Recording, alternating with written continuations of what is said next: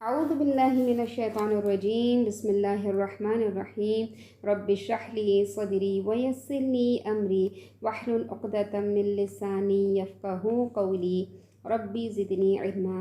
السلام علیکم ورحمۃ اللہ وبرکاتہ۔ آج ہم جو قصہ بیان کرنے جا رہے ہیں پیغمبر کا، وہ ہے پیغمبر حضرت یوسف علیہ السلام۔ جب رسول اللہ صلی اللہ علیہ وسلم مکے میں اسلام پھیلا رہے تھے، اس وقت کے مشرکین مکہ کو یہودیوں نے، جو اہل کتاب تھے، انہوں نے مشرکین مکہ کو بھڑکایا کہ اگر یہ محمد صلی اللہ علیہ وسلم اپنے آپ کو رسول کہتے ہیں تو ان کا ذرا ٹیسٹ کرو اور پوچھو کہ یہ بنی اسرائیل اور موسیٰ علیہ السلام کا قصہ تو آپ اپنی وحی میں سناتے ہیں، ذرا یہ پوچھو کہ بنی اسرائیل اپنا وطن چھوڑ کر وہاں کیوں گئے؟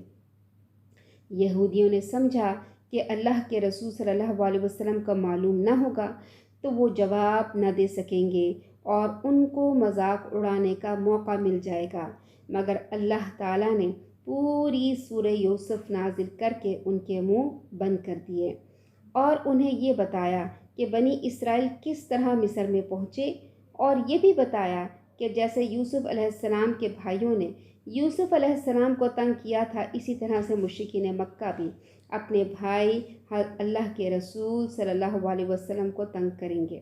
تو سن لو، جس طرح یوسف علیہ السلام نے مشکلات سہی، اپنے گھر والوں کی جدائیاں سہی، پھر مصر کے حکمران بنا دیے گئے اور کامیابی نے ان کے قدم چومے، اسی طرح اللہ کے رسول صلی اللہ علیہ وسلم بھی اپنے گھر والوں کی جدائیاں سہیں گے، ہجرت کریں گے اور آخر کار وہ بھی کامیاب ہو جائیں گے اور کافروں کو شکست ہوگی اور ایک دن اسلام کا بول بالا ہو جائے گا۔ ہر پیغمبر کو چند فضیلتیں ایسی حاصل ہوتی ہیں جو دوسروں سے انہیں مختلف بناتی ہیں۔ اسی طرح حضرت یوسف علیہ السلام کو اللہ تعالیٰ نے انتہائی خوبصورت بنایا، اس وجہ سے آپ ایک آزمائش میں بھی پڑے، مگر اللہ نے ان کے دامن کو داغدار ہونے سے بچا لیا۔ ان کے قصے میں خوابوں کی بہت اہمیت ہے۔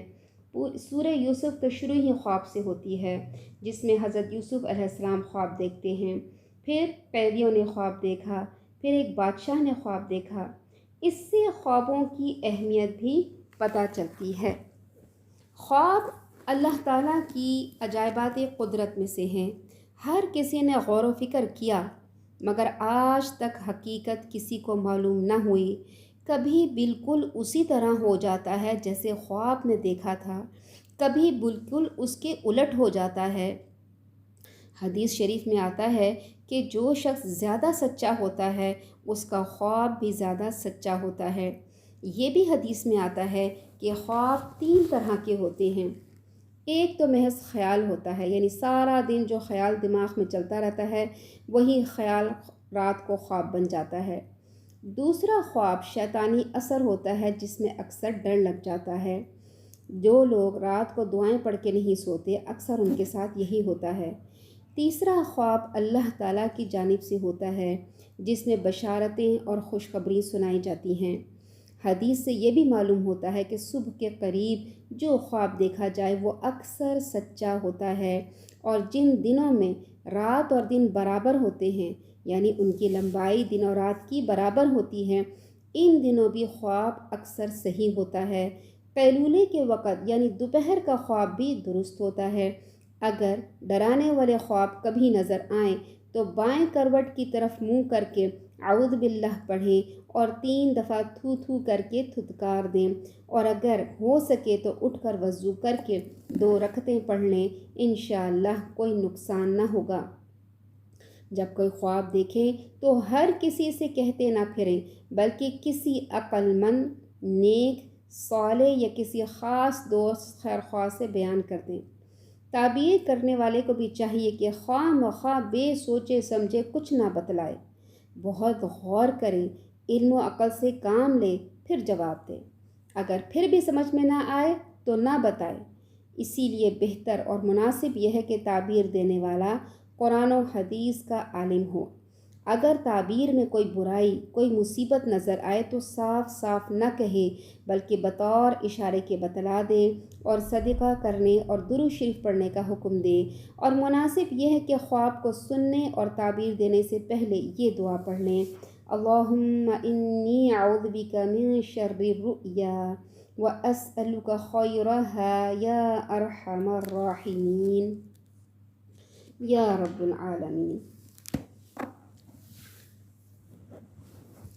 اللہ تعالیٰ نے سورہ یوسف کو احسن القصص کہا ہے، اور احسن القصص کا مطلب ہے بہترین قصہ جو شروع سے آخر تک مکمل ہے۔ اس میں ہر آزمائش کو واضح کیا گیا اور اس میں کیسے پورا اترنا ہے یہ بتایا گیا، اور آخر میں حضرت یوسف علیہ السلام کی کامیابی بیان کی گئی جو اس قصے کو مکمل کرتی ہے۔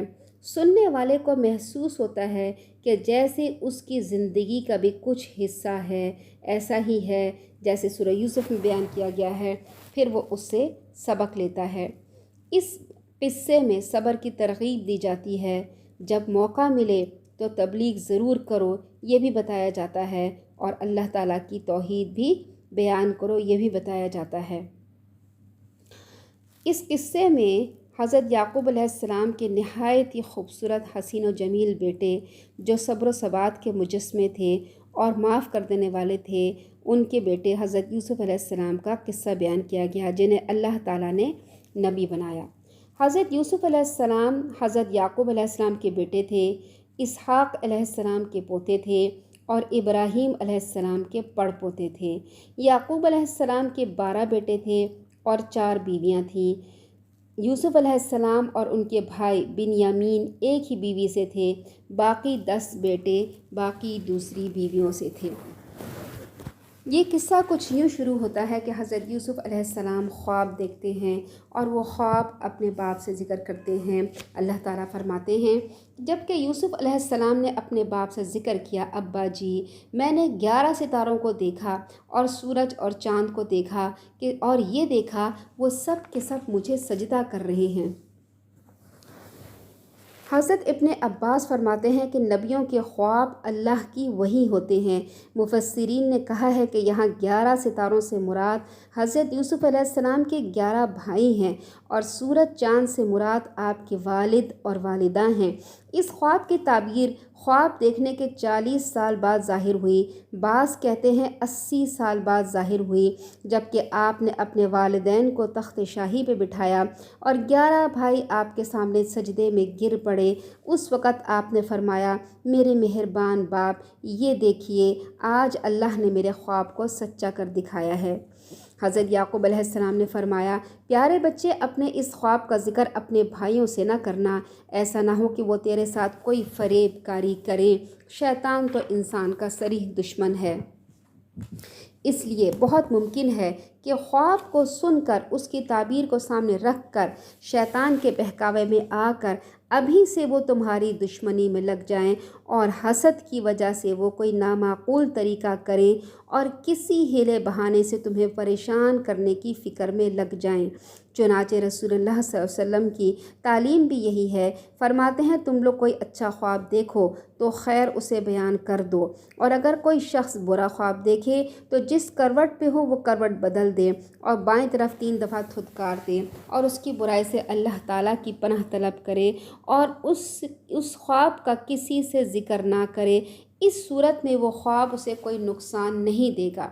رسول اللہ صلی اللہ علیہ وسلم فرماتے ہیں کہ خواب کی تعبیر جب تک نہ لی جائے وہ گویا پرندے کے پاؤں پر ہے، یعنی جیسے پرندہ بیٹھا ہوتا ہے اور اس کے پاؤں زمین پہ ہوتے ہیں، لیکن جب وہ اڑتا ہے تو اس کے پاؤں لٹک جاتے ہیں اور جو کچھ اگر پاؤں کے اوپر پڑا ہو وہ گر جاتا ہے۔ اسی طرح سے جب خواب کی تعبیر نہ لی جائے اور خواب کو بیان نہ کیا جائے تو وہ پرندے کے پاؤں پہ پڑا رہتا ہے جیسے، اور جب خواب بیان کر دیا جاتا ہے، اس کی تعبیر بیان کر دی جاتی ہے تو وہ تعبیر ہونے پہ لگ جاتی ہے۔ ہاں، جب اس کی تعبیر بیان ہو گئی تو پھر وہ ہو جاتا ہے، یعنی خواب پھر ہو جاتا ہے۔ اصل میں حاسد، اس میں حسد کی بیان کی گئی ہے کہ حضرت یوسف علیہ السلام کے جو بیٹے تھے، بھائی تھے، وہ ان سے حسد کرتے تھے۔ اصل میں حاسد کیا ہوتا ہے؟ حاسد اللہ کے فیصلے کو قبول نہیں کرتا، وہ کہتا ہے اے اللہ تو نے اس کو کیوں دیا، مجھے کیوں نہ دیا۔ اللہ کے فیصلے کو غلط قرار دیتا ہے، پھر اس کو چھیننے کی کوشش کرتا ہے۔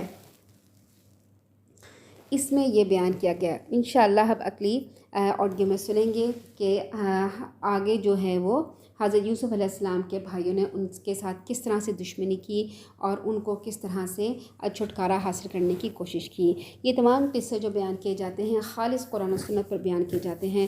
اللہ تعالیٰ سے دعا ہے کہ اللہ تعالیٰ ہمیں قرآن و حدیث پر عمل کرنے کی، پڑھنے کی، سمجھنے کی، آگے پہنچانے کی توفیق عطا فرمائے۔ آمین ثم آمین۔ السلام علیکم ورحمۃ اللہ وبرکاتہ۔